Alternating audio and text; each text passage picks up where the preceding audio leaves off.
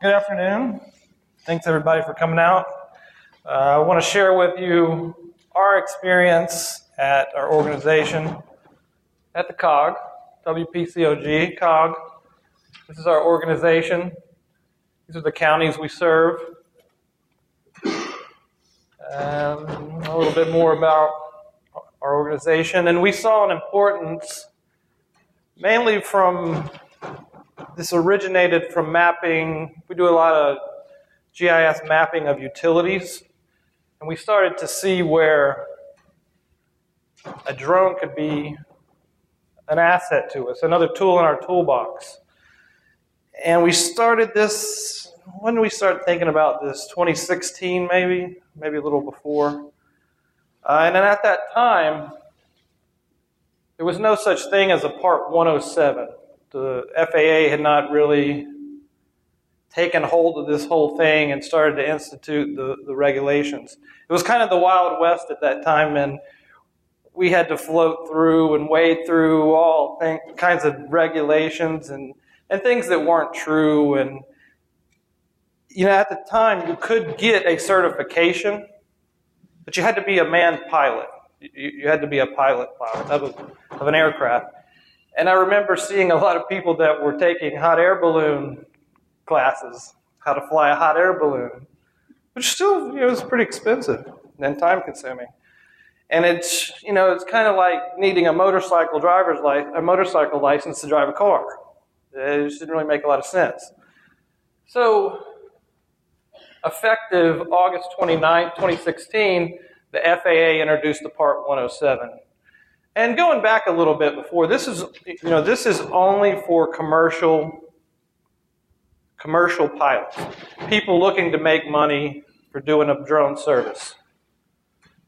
Well, being a COG at a nonprofit, a government entity, this was a little weird for us because how do we fit into this? And there really wasn't a place to find where you fit. You had a lot of people doing work, freelance work. It would be your wedding, whatever, doing it for monetary purposes. So they were doing it, like I said, it was the Wild West. They were just doing it, right?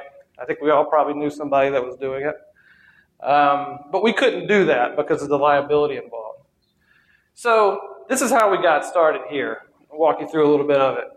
It was a lot of research, a lot of webinars to start with. One thing that was really helpful to me was the DOT summits and workshops they put on.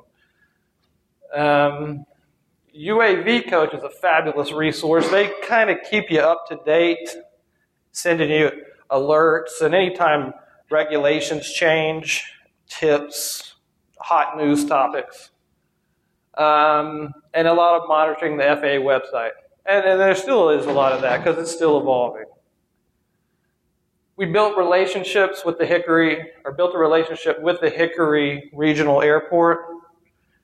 We now have two. I was the first pilot, Part 107 pilot, and now we have a person in the planning department, Duncan, and he used to work at the airport. So that really helped facilitate our relationship there.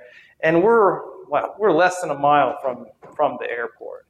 Now, that only pertains to things that we would be doing in that proximity, but we would like to be able to kind of fly around and practice at our office. So that's kind of where that comes in, kind of just training and demoing things, trying new stuff. Okay, and let's see. Yeah, there was the DOT workshop. So purchased a drone, started flying.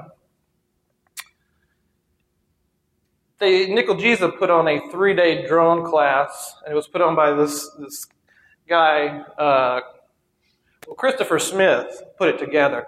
But the instructor was Brian Boone, and he's a local guy here and has his own company, Freedom Drones. He was really good. I thought he was really good at conveying the information that you needed to pass the test. We used this, I think I got a pointer here. This is the book we used, and it's pretty helpful. And I can't say this enough, is, one thing that'll help you out a lot is collaboration and building relationships with our local, not even just the local governments, the entities within them, your public safety. I remember starting, everybody was saying, well, I need a laundry list. I just need this laundry list of what we can do. What are the applications for this? They're unlimited. And I can't tell you how many times I came up with these lists. And every time I made another one, I just add to it, and it just got longer and longer. But we had, which is now the fire chief, come to us, and he came up with all kinds of things that I've never thought about. And we'll kind of get into that a little bit further. Moving on. So, now we currently have 2 pilots.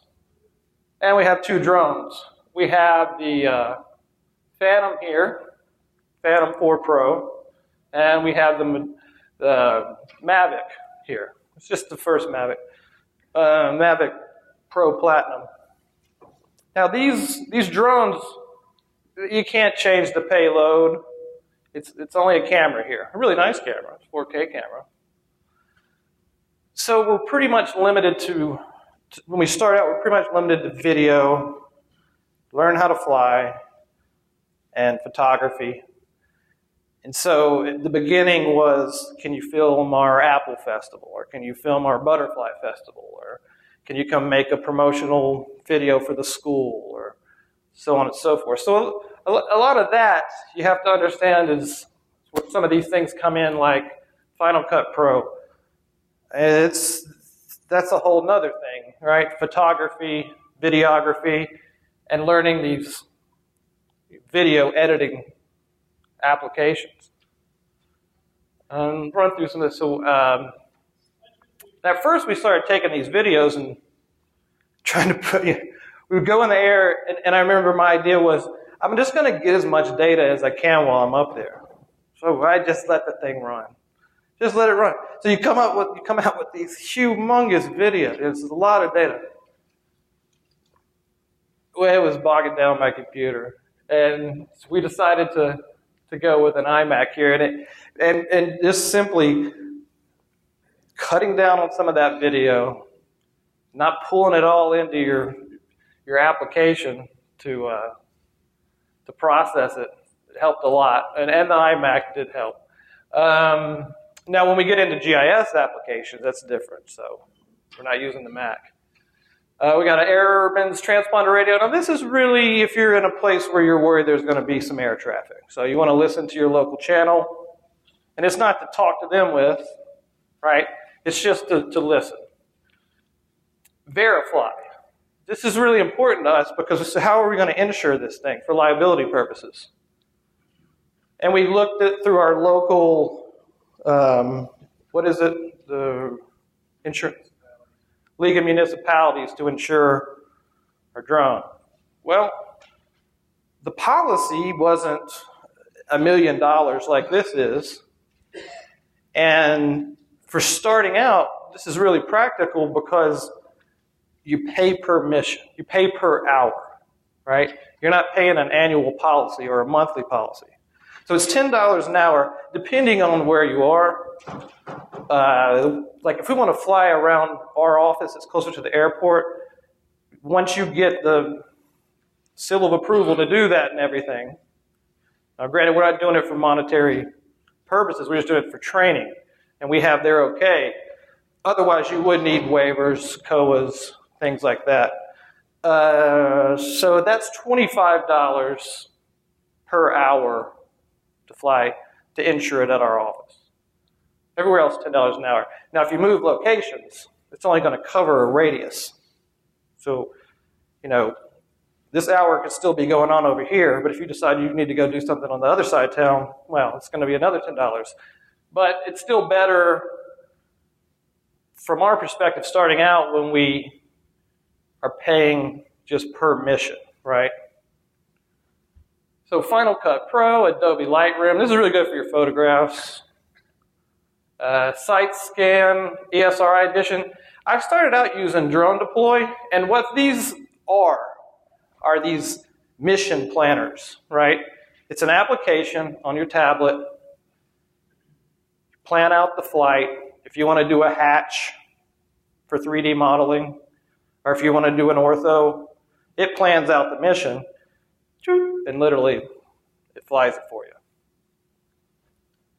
So drone deploy, it kind of kicks down your resolution if you don't start paying, because it's free. Really soon, though, they're not gonna even offer a free application. So we decided to try something else, and we started using SiteScan. It's not an Esri product, but it's an Esri sponsored product. And so far, I've really liked it. So we also use ArcGIS Online, Drone to Map. Now, Drone to Map is what you're going to use post-processing of your data. If you're wanting to render surface models, 3D models, orthos, things like that. Collector for ArcGIS, that's for getting your ground control points. And then the Trimble R1, that's our GPS. GLONASS Galileo Beta. Okay, so we started out here, and I have a lot of videos embedded in here if anybody wants to check them out later. I'm not going to play all of them. It'll take a while. And to be honest with you, this is kind of a timeline of how we started. So at the beginning, they're not great, right? But it's a marker to see how we progressed, moved. This was a cool thing. The school's 80 years old, and they were closing it. So the mayor of the town reached out to me and said, hey, we want to do something memorial. Can you do something for our school, something we can remember the school by? So I did about a 5-minute video for them. Okay, so the first things we did were really video heavy photographs. So now we're starting to learn how we're going to start using this for GIS applications. Yeah, you can go ahead and start that. Well, I'll just kind of tell you what these are real quick. This was a water tank inspection for the town of Valdez. This was something cool that the fire chief came up with. A lot of the stuff that he came up with said, hey, look, well, this is not for emergency response. This is preventative measures that the ideas they have. You know, like filming their training. This particular shot here, he called me up one day and he said, we've got a new fire truck, a ladder truck, and we've got a new subdevelopment going in. We don't know what the turn radius on the truck is. He said, shouldn't you be able to look that up somewhere? No. So we got with the engineers, with the city engineers, and went out in an empty parking lot and basically just took this thing and turned it as hard as it could. And we would mark the tires, make marks on the ground as it went while filming it from above. And then they took it back, did the measurements. Okay, so now we'll kind of look at how we put this into, and again, this wasn't even ortho then. We didn't have the drone to map to process and stitch the images together. This was just, hey, we want a shot of this sinkhole that opened up behind an industry. And it's an interesting situation because you've got the railroad right away on one side, the other side is the factory, and you got the town's infrastructure, sewer and stormwater running through it. Except nobody wants to claim it. So I think mainly for purposes to show it to certain people in reports and also to track the progression of the sinkhole through time.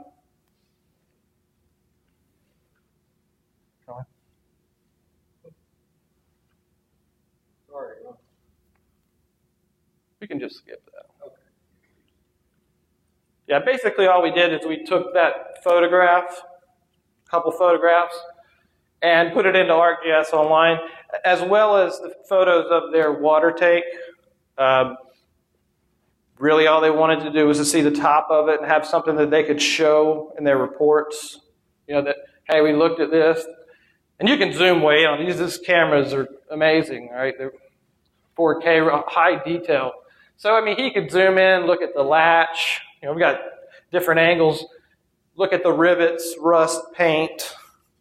Those are the things they were really concerned about. Okay, this was just a cool picture. And I made a little video of it too. It was a friend's wedding. Does anybody know where this place is? Anybody ever been here? You've really been there? No, I just know where it is. Okay. Well, this gives you an idea of what drones can do, right? Because I'm standing out here in the parking lot, and I've been at this place before. And all you ever see is as you're looking out. I never knew there was a big rock. I never knew there was on a big rock there. So when I went over the thing and looked back at everybody, wow, I've never seen that before. It's a pretty place. It's in between Brevard and Greenville, South Carolina. It's a YMCA camp way up the mountain. Okay, so now we're moving even a little bit more into GIS involved missions. Tom had approached me probably back in December, said, we've got a Mount Calvary Lutheran Church. They want to map their cemetery. I think this would be a good application for a drone mission. You want to tell a little bit about it? Sure. It's a small cemetery, and we were wanting to put a GIS so that they could know where the plots are, who's buried. So they know where the plots are, where people are buried, and create an online GIS so that they could keep track of it in the church office. And there was some confusion on the plot boundaries. And we told them, we're not surveyors. We can't legally say this is this plot and this is this plot. So they got their surveyor out who certified the original and the original drawing. And then the church got volunteers to go out and find with metal detectors all the metal pins and all the stone markers. And they marked them with the little pink electrical flags. So you see them here. And click it. And do you see them in there? And so, and then Trey went ahead and flew the cemetery. Go ahead and click it. And this was the first time that I've only ever flown the drone manually, right? It's the first time because I was so scared to just let it go and not being. I mean, you can still override it and take control of it, but it's the first time this seems like a good place. You're in an open field, nobody's around. I hit the thing, poof, takes off. And it's amazing. It just keeps moving at a good speed. It's taking pictures the whole time. It's not stopping, taking a picture, stop. It's doing it in a way that it knows how to stitch them back together and the right amount of overlap. So this is the path that it flew. And the little pink dots there are the flags.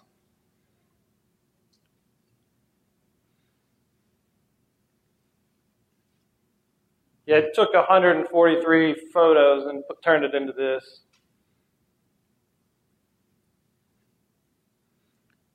If you look real close there, you can see the pink flags.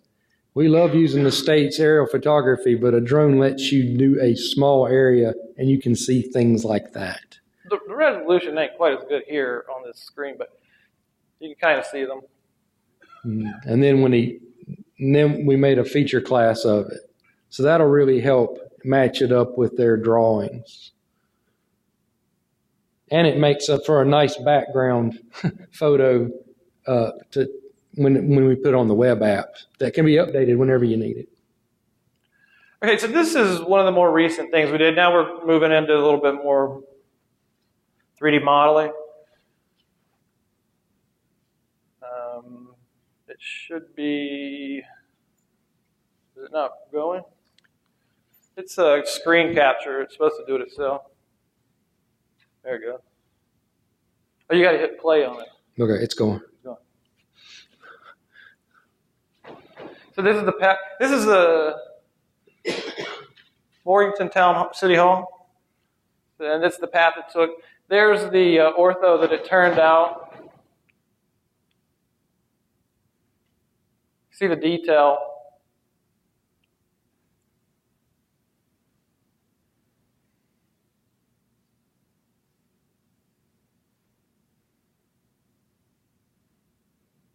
It's not perfect, but more pictures fixes that most of the time. Some things get a little melty looking, and it's never going to be perfect. You know, that's what LiDAR. That's when you go to LiDAR, a little more accurate, because it's just a rendering. It's just rendering the photographs based off of that surface model it made there. There's your hillside. So now we're going to look at it 3D.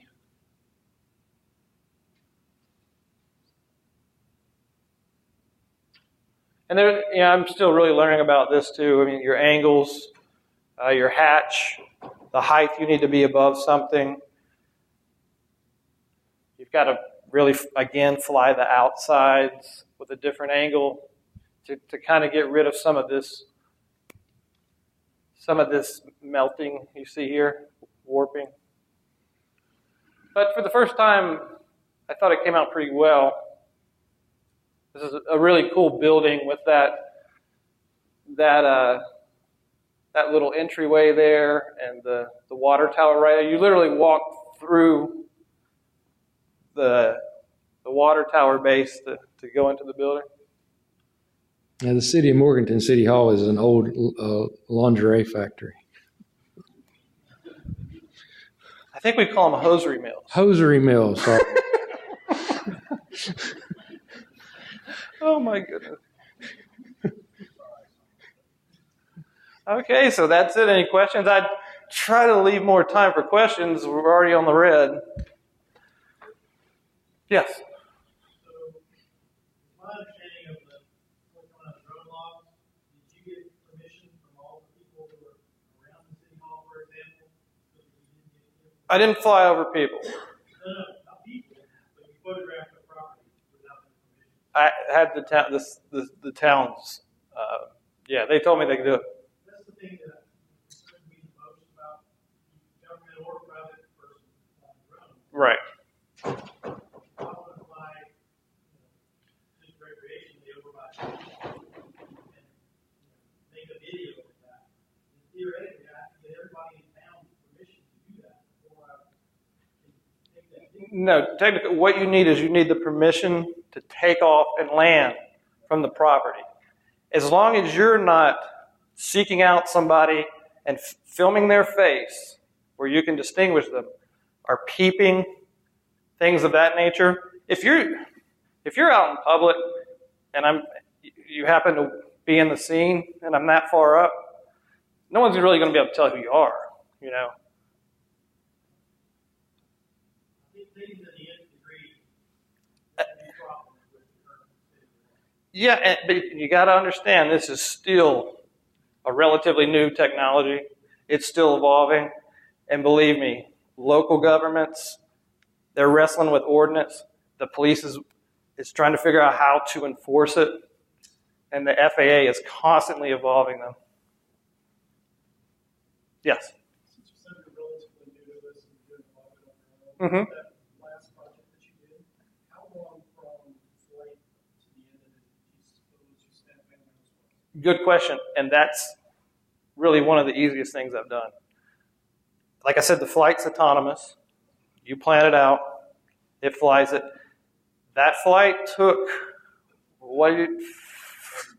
the flight itself didn't even take 30 minutes.